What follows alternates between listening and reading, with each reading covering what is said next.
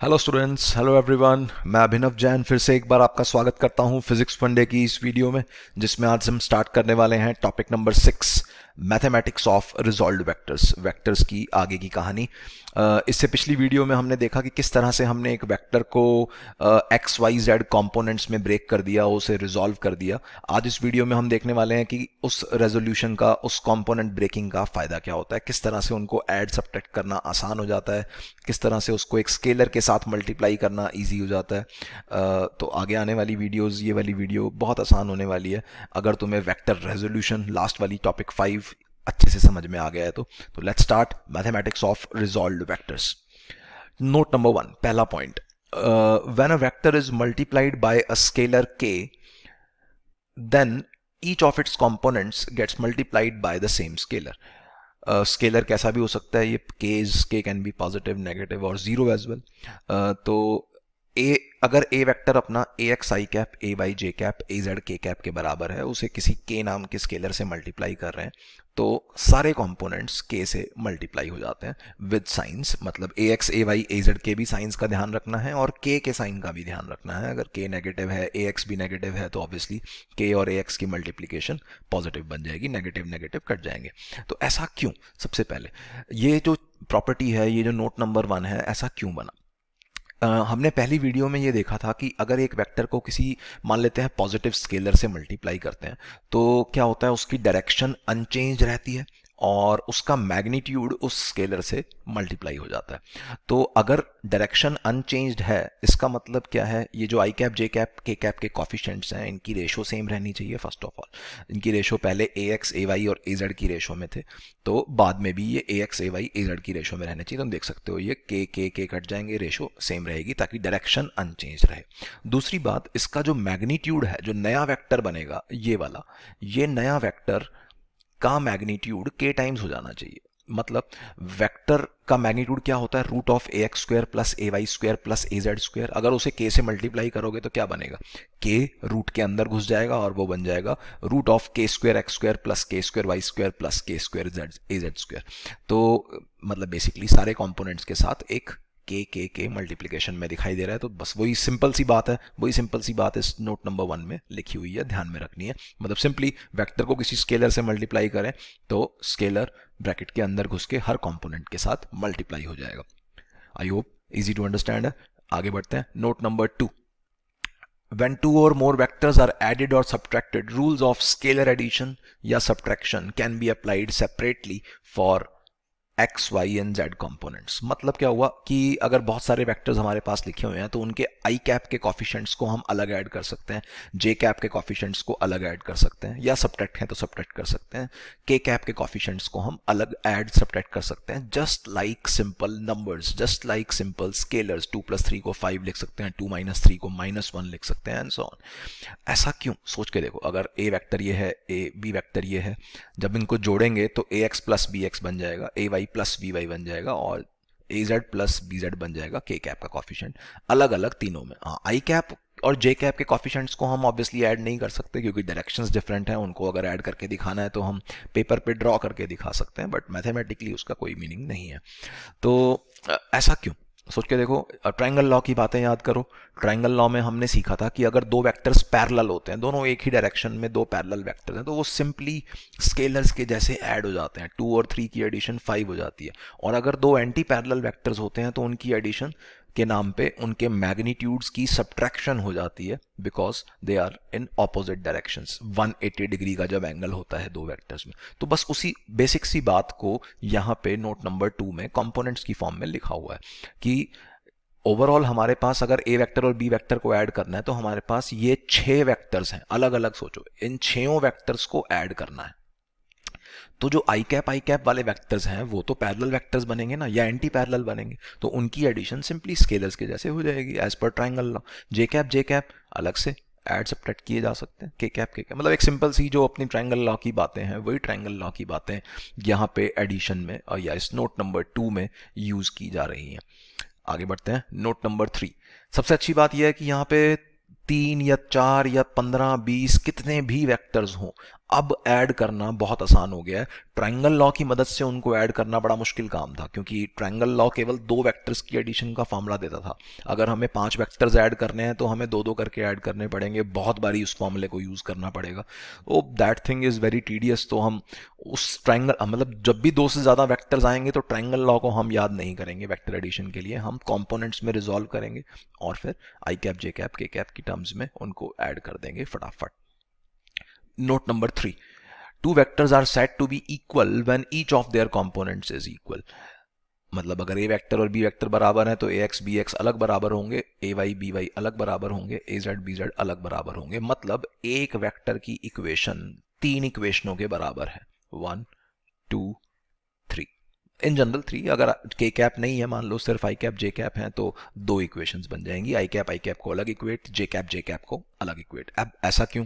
अगर 2 वेक्टर्स बराबर हैं तो ऑब्वियसली उनका जो थीटा बनेगा किसी, या अल्फा बीटा गामा बनेंगे एक्स वाई जेड एक्सिस के साथ, वो भी बराबर बनेंगे, उनके मैग्नीट्यूड्स भी बराबर बनेंगे। तो ए कॉस अल्फा जो है वो बी कॉस अल्फा के बराबर होगा, a cos beta b cos beta के बराबर होगा, एंड सो ऑन। सारे कंपोनेंट्स जो होंगे, तीनों के तीनों कंपोनेंट्स इंडिविजुअली बराबर हो जाएंगे। तो आई होप ये तो कॉमन सेंस की प्रॉपर्टी है। नोट नंबर 3 जो है, ये तीनों बातें अपने को दिमाग में रखनी है, इन तीनों बातों के इस्तेमाल से हमारी जो वेक्टर की मैथमेटिक्स है वो बहुत ज़्यादा ईजी होने वाली है आने वाले सवालों में। तो स्टार्ट करते हैं, कुछ क्वेश्चन स्टार्ट करते हैं। Illustration number 1, given that A vector कुछ दिया हुआ है, बी वेक्टर कुछ दिया हुआ है। बी वेक्टर में एक ये वेरिएबल है लैम्डा करके, इस लैम्डा की वैल्यू बतानी है for which a vector and b vector becomes anti parallel to each other. दोनों वेक्टर्स हमें एंटी पैरेलल बनाने हैं। तो एंटी पैरेलल इससे पहले हमने कहाँ पढ़ा था? एंटी पैरेलल तब होते हैं जब ए वेक्टर या ए और बी में से किसी एक को, मान लेते हैं अगर हम के सिंबल से मल्टीप्लाई करें, एक वेक्टर को किसी के सिंबल या के स्केलर से मल्टीप्लाई कर रहे हैं, तो अगर ये के नेगेटिव होता है, अगर ये के नेगेटिव होता है तो ये दोनों वेक्टर्स एंटी पैरेलल बन जाते हैं, है ना? याद है ये property? Basic introduction two vectors या जो बेसिक्स ऑफ वेक्टर्स जो पहली वीडियो थी उसके अंदर हमने ये बात पढ़ी थी। और तो इसका मतलब क्या है? बी वेक्टर को या ए वेक्टर को, दोनों में से किसी एक के साथ मल्टीप्लाई कर दो, तो किसी एक वेक्टर को अगर नेगेटिव स्केलर से मल्टीप्लाई करें तो जो दूसरा वेक्टर बनता है वो एंटी पैरेलल बनता है। तो यहाँ पे देखो, ए वेक्टर को अगर मैं अगर मैं किसी के सिंबल से मल्टीप्लाई कर रहा हूँ, या बी वेक्टर को किसी के सिंबल से मल्टीप्लाई कर रहा हूँ जैसा मैंने लिखा है, तो क्या बन रहा है? ये बन रहा है माइनस आई कैप प्लस 2 जे कैप माइनस 3 के cap is equal to some के टाइम्स 2 आई कैप माइनस 4 जे कैप प्लस लैम्डा के कैप। यही बन रहा है। के शुड बी नेगेटिव स्केलर, तभी एंटी पैरेलल बन पाएंगे। अब ये दोनों वेक्टर्स, लेफ्ट हैंड साइड में एक वेक्टर लिखा हुआ है, राइट हैंड साइड में एक वेक्टर लिखा हुआ है, ये दोनों इक्वल हैं। ये दोनों अगर इक्वल हैं तो इनके तीनों कंपोनेंट्स बराबर होने चाहिए। यहाँ पे आई कैप का कॉफिशिएंट क्या है? -1 इज इक्वल टू, वहां पे आई कैप का कॉफिशिएंट है 2k।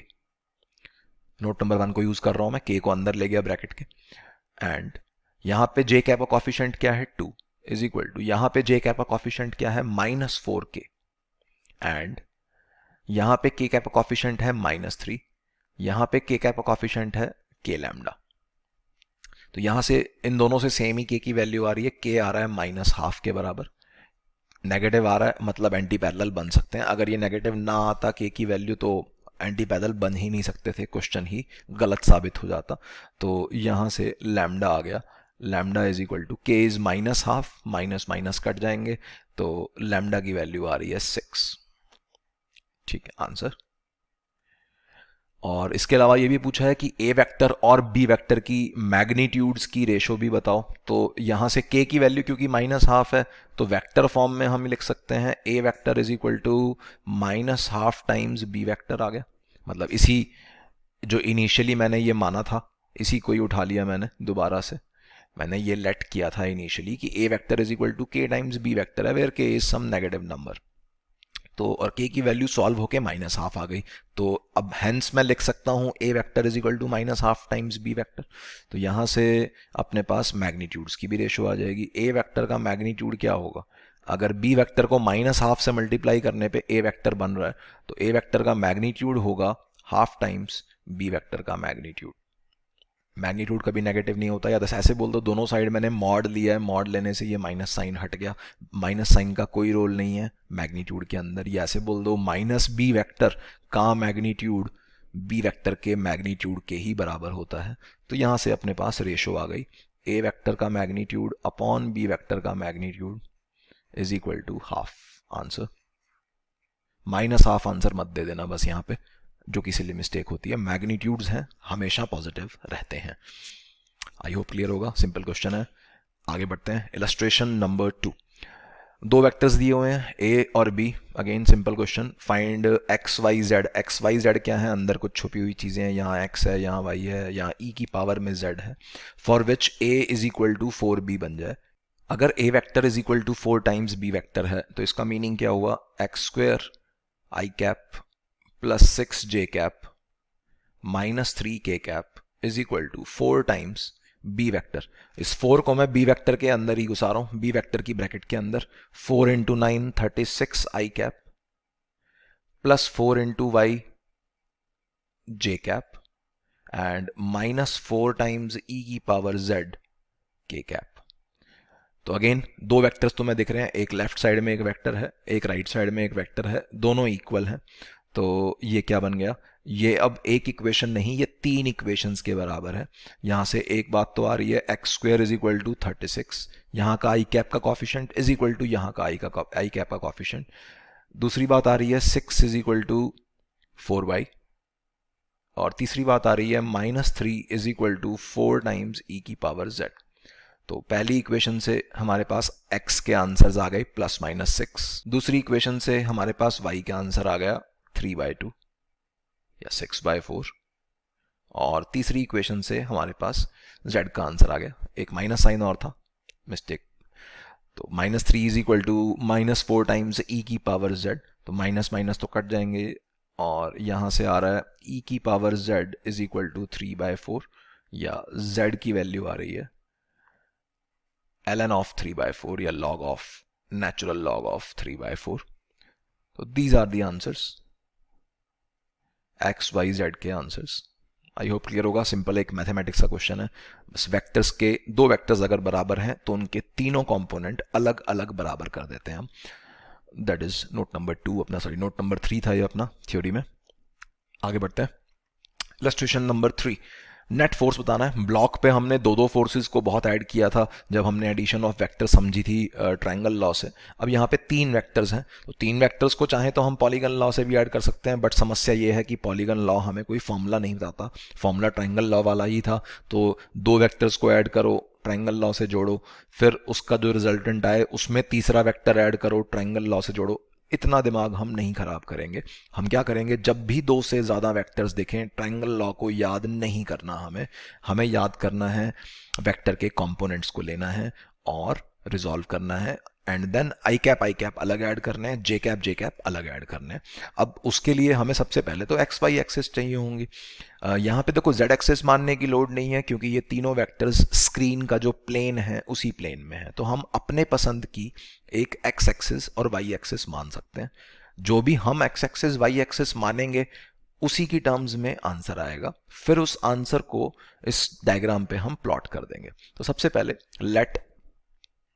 लेट मान लेते हैं राइट साइड अपनी एक्स एक्सिस है, ऊपर की तरफ मान लेते हैं वाई एक्सिस है। ठीक है, अगर राइट साइड एक्स एक्सिस है तो अपनी मानी गई एक्सिस के हिसाब से मैं इन तीनों वेक्टर्स को आई कैप जे कैप फॉर्मेट में लिख रहा हूं। के कैप यहां आना नहीं है क्योंकि सारे वेक्टर्स एक ही प्लेन में हैं। तो F1 वेक्टर क्या बन गया, F1 vector purely right side में है, तो सिंपली 10 आई कैप प्लस 0 जे कैप भी लिख देते हैं, 0 जे कैप है। F2 वेक्टर एक तो लेफ्ट साइड में है और ऊपर की तरफ है। लेफ्ट साइड का मतलब माइनस आई कैप आएगा और ऊपर की तरफ मतलब प्लस जे कैप आएगा। सबसे पहले तो प्लस माइनस सोच लिया। F2 वेक्टर का जो एंगल दे रखा है वो एक्स एक्सिस के साथ या लेफ्ट साइड के साथ 37 डिग्री दे रखा है, तो एक्स कंपोनेंट में cos 37 आएगा, मतलब बार बार अब मैं वो ट्रायंगल लॉ बना के नहीं समझाने वाला, जो कि मैंने बेसिक से समझाया था पिछली वीडियो में। और बेसिक अब फटाफट कर रहे हैं हम। जिस एक्सिस के साथ एंगल दिया रहता है उस एक्सिस वाले कंपोनेंट में कॉस थीटा की टर्म आती है, और दूसरा जो कंपोनेंट है उसमें कॉस 53 लिख दो या साइन 37 लिख दो, एक ही बात है। तो साइन 37 लिख देता हूँ मैं। तो ये बन रहा है F2 वेक्टर बन रहा है cos 37 इज 4/5, 4/5 इंटू 15 इज 12।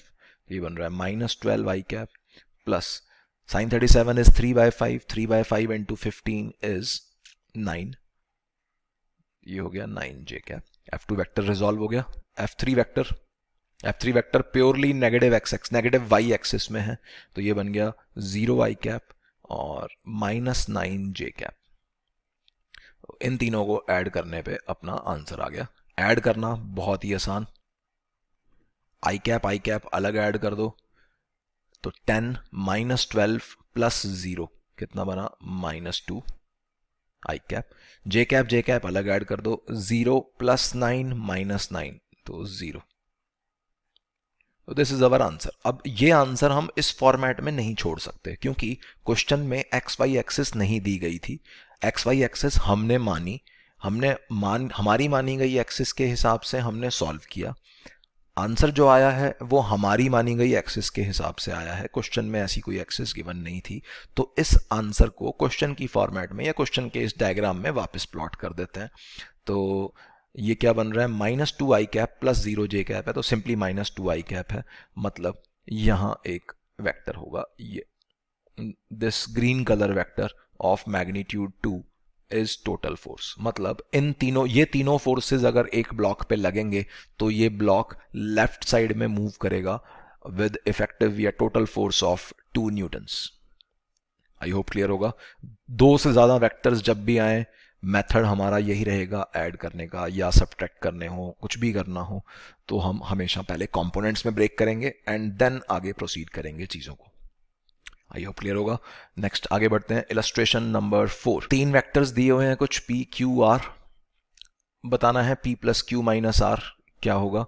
जिन बच्चों को अच्छे से समझ में आ रही हैं चीजें, वीडियो को यहीं पॉज करो, ट्राई करो, मैं कंटिन्यू कर रहा हूं। P plus Q minus R is equal to, फटाफट करने के लिए वही x कंपोनेंट्स के साथ अलग खेल खेलना है, y कंपोनेंट्स के साथ अलग खेल खेलना है।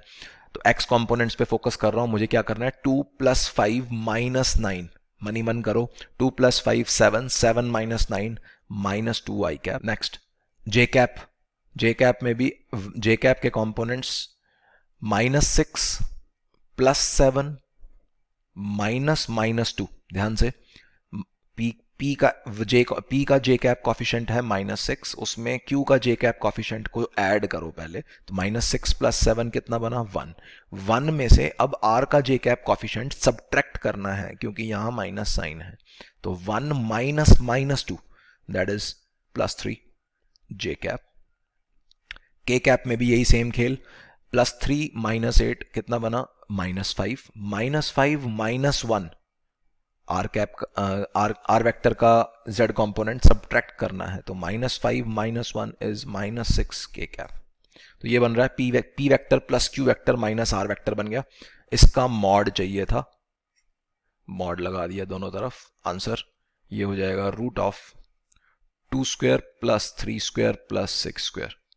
माइनस साइन लिखने की लोड नहीं है, क्योंकि माइनस स्क्वायर होने के बाद वैसे भी हट ही जाना है।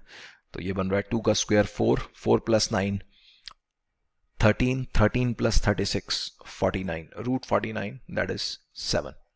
±7 मत लगा देना, मैग्नीट्यूड हमेशा पॉजिटिव होता है, स्क्वायर रूट का आंसर भी हमेशा पॉजिटिव होता है, ध्यान रखनी है बातें।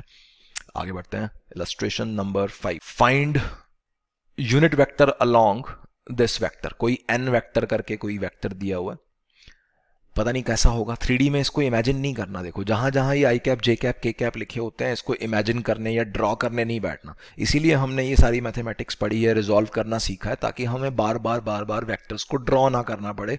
फटाफट हमारी एडिशन सब्ट्रैक्शन जो भी हमें काम करना है फटाफट हो। तो n वेक्टर कुछ दिया हुआ है, उसके अलोंग यूनिट वेक्टर फाइंड करना है। तो यूनिट वेक्टर की बात याद करो, यूनिट वेक्टर का सिंबल था कैप सबसे पहले, मतलब हमें n कैप फाइंड करना है। किसी भी वेक्टर के अलोंग यूनिट वेक्टर निकालने का क्या तरीका था, यूनिट वेक्टर में बताया था मैंने, उस वेक्टर को खुद के ही मैग्नीट्यूड से डिवाइड कर दो। किसी भी वेक्टर को अगर खुद के मैग्नीट्यूड से डिवाइड कर देते हैं तो जो नया वेक्टर बनता है उसका मैग्नीट्यूड क्या हो जाएगा, 1, क्योंकि वो अपने आप के ही मैग्नीट्यूड से डिवाइड हो गया। और डायरेक्शन रहेगी अनचेंज्ड, क्यों, क्योंकि वो एक पॉजिटिव नंबर से डिवाइड हुआ। पॉजिटिव नंबर से मल्टीप्लाई डिवाइड होने पे डायरेक्शन चेंज नहीं होती। तो सेम डायरेक्शन में यूनिट वेक्टर आ जाएगा। N vector upon n vector का मैग्नीट्यूड करना है, आंसर लिख रहा हूं। तो 3i कैप एन वेक्टर को लिख दिया पहले, अपॉन एन वेक्टर का मैग्नीट्यूड। एन वेक्टर का मैग्नीट्यूड क्या है, रूट ऑफ एक्स कॉम्पोनेंट का स्क्वायर प्लस वाई कॉम्पोनेंट का स्क्वायर प्लस जेड कॉम्पोनेंट का square. This is an vector का मैग्नीट्यूड। कितना बन रहा है, डिनोमिनेटर को पहले चेक कर लो। 3 का square 9 plus 16 25, 25 plus this thing is 75, 75 plus 25 100, 100 का रूट 10, तो 1/10 बाहर ही आ गया। 3i cap minus 4j cap plus 5 root 3 k cap. तो this is the answer for part 1। इसके अलावा ये भी बोला जा रहा है कि यूनिट वेक्टर ऑपोजिट टू, या ऑपोजिट माने anti parallel to n vector, n vector के ऑपोजिट डायरेक्शन में यूनिट वेक्टर क्या बनेगा, वो सिंपल माइनस एन कैप बन जाएगा। एन कैप जो है एन वेक्टर की डायरेक्शन में है यूनिट वेक्टर, तो माइनस साइन से मल्टीप्लाई करने पे वो क्या बन जाएगा, ऑपोजिट डायरेक्शन हो जाएगी उसकी, और मैग्नीट्यूड सेम ही रहेगा, मतलब 1 ही रहेगा, यूनिट वेक्टर है तो माइनस एक माइनस और मल्टीप्लाई कर दो तो आंसर हो जाएगा minus n cap minus 1/10 into 3i cap minus 4j cap plus 5 root 3 k cap. I hope clear होगा। दोनों आंसर्स हैं, एक पैरेलल टू एन वेक्टर है, एक एंटी पैरेलल या ऑपोजिट टू एन वेक्टर है, दोनों यूनिट वेक्टर्स हैं। आगे बढ़ते हैं। इलस्ट्रेशन नंबर 6, 2 वेक्टर दिए हुए हैं P और Q, एक तीसरा वेक्टर फाइंड करना है S vector whose magnitude is same as that of P and whose direction is same as that of Q। एक ऐसा तीसरा वेक्टर, किस तरह सोचेंगे इसको ट्राई करना है। अगेन वीडियो पॉज करो, ट्राई करो, उसके बाद कंटिन्यूएशन में मेरी इस बात को सुनना। S वेक्टर का मैग्नीट्यूड P के जैसा है और डायरेक्शन Q के जैसी है, ऐसा एक S वेक्टर फाइंड करना है। तो किसी भी वेक्टर को लिखने का तरीका क्या था, उसका मैग्नीट्यूड मल्टीप्लाइड बाय उसकी डायरेक्शन, याद है, मैग्नीट्यूड एस वेक्टर का mod into S cap. S cap क्या है, उसकी डायरेक्शन को रिप्रेजेंट करने वाला एक यूनिट वेक्टर है। अब बोला जा रहा है इसका मैग्नीट्यूड तो P जैसा है, तो मतलब एस वेक्टर का मॉड की जगह मैं P वेक्टर का मॉड लिख सकता हूं, और डायरेक्शन Q वेक्टर जैसी है, मतलब एस कैप की जगह मैं Q कैप लिख सकता हूं। तो दिस इज अवर आंसर।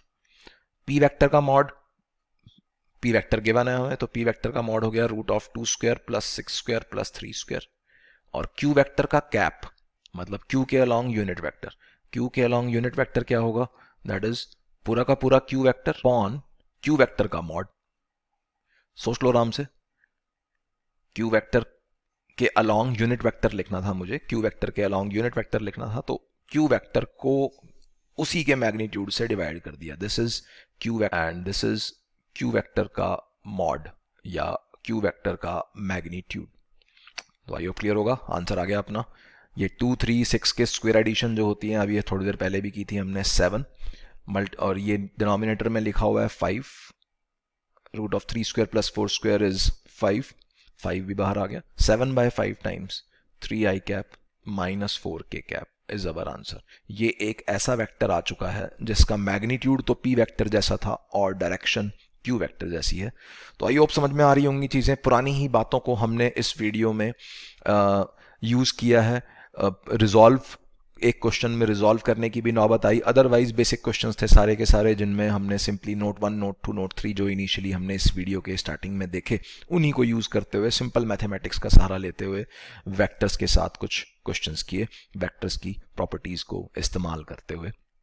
तो आई होप सबको सब कुछ समझ में आ रहा होगा। वीडियो पसंद आई है तो लाइक करो, अभी तक सब्सक्राइब नहीं किया है तो please subscribe. All the best, bye bye, take care.